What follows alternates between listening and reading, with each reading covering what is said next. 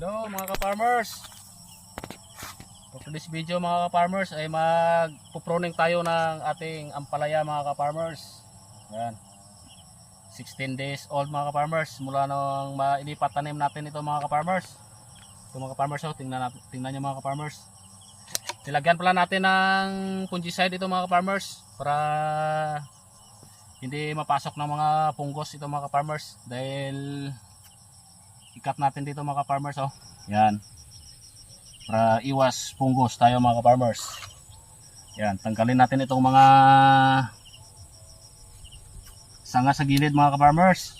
Ito mga ka-farmers, oh. Yan. Ganyan mag-alaga ng ampalaya mga ka-farmers. Ito, tanggalin natin ito mga ka-farmers. Yan. Hanggang dito mga ka-farmers.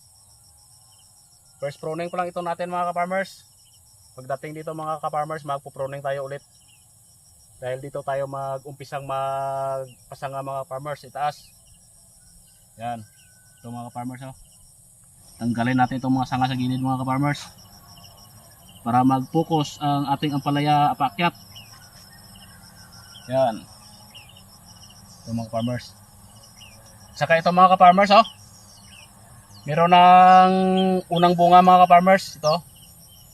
Yan, tanggalin na lang natin ito mga ka-farmers. Dahil hindi ito lalaki mga ka-farmers. Ito. Tanggalin ito mga ka-farmers. Yan. Unang bunga yan mga ka-farmers. Yan. Dito tayo mag-umpisang magpasanga mga ka-farmers. Itaas.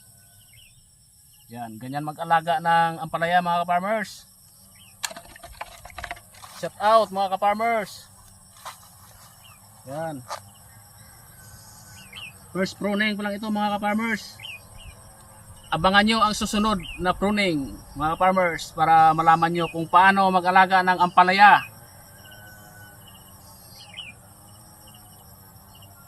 (16 days old pa lang ito mga ka-farmers. Ang second pruning natin mga ka-farmers, siguro mga nasa 25 days old na itong ating ampalaya. Yan. Thank you for watching mga farmers. Happy farming!